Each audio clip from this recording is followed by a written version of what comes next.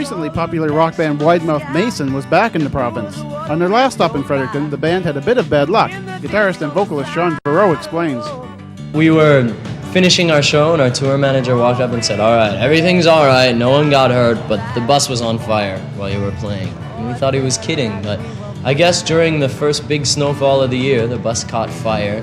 And then once we got it out, we proceeded to get stuck on the main road out of here. So already things are looking up this time. The band recently appeared at the Monterey Jazz Festival in Switzerland and had a great time. It was amazing.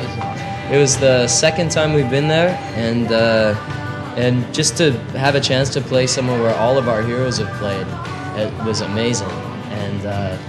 And to be there this time, taking part in a tribute to Muddy Waters rhythm guitar player Jimmy Rogers was great. We got to see Taj Mahal and Jimmy Rogers and all kinds of different players. So Saf made coffee for Taj Mahal. It was a high point of his life so far. It was really, really great.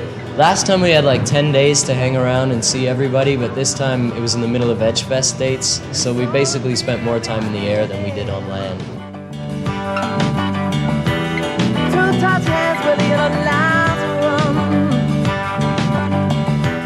The band has a maritime connection with drummer Saf being born in Charlottetown, PEI. I asked him what he thought of the new Confederation Bridge.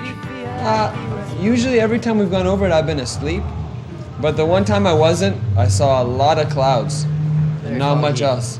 But it's cool, whatever. It's kind of spooky to look one way and see nothing. And I don't know, I think they still have ferries running in some parts, right? But I remember my oldest memories, like the earliest memories I have of existence at all, were Prince Edward Island. I'd go fishing with like family, friends and stuff like that, or on the ferry, because I remember I thought the ferries were the coolest thing. I even had a little toy ferry.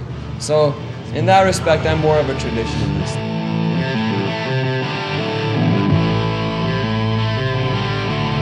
The band's website, widemouthmason.com, provides an interactive communication between the group and their fans. There's a great guy named Chris Spelios out of Edmonton who's been looking after our website for us and conceived and designed the whole thing, and actually did the cover and all the artwork in our most recent record. And won an award for it. And won an award for it, that's right. So we keep in contact with him, and our management makes sure he has pictures of recent things and is kept up to date on things.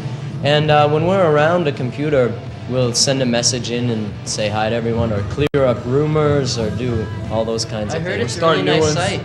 One humorous picture on the site shows Saf sitting at the desk of the CBC News show, The National.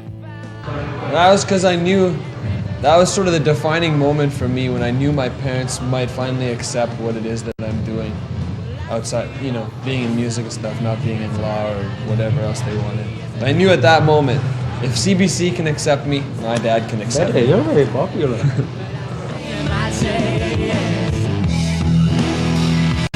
While the band has had a great deal of success in Canada, a U.S. record deal remains elusive to them.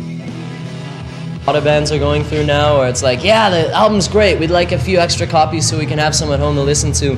We don't really hear a single that could work in the way radio is right now. So if you could happen to write a radio single for us, it kind of sounds like Backstreet Boys, and we'd be happy to put your record out. So we're kind of waiting on someone to get the band for the reasons that other people seem to get the band. And if that turns into a wait, or if we have to do it Bare Naked Ladies style and just tour there endlessly until people catch on, I think we're willing to do that.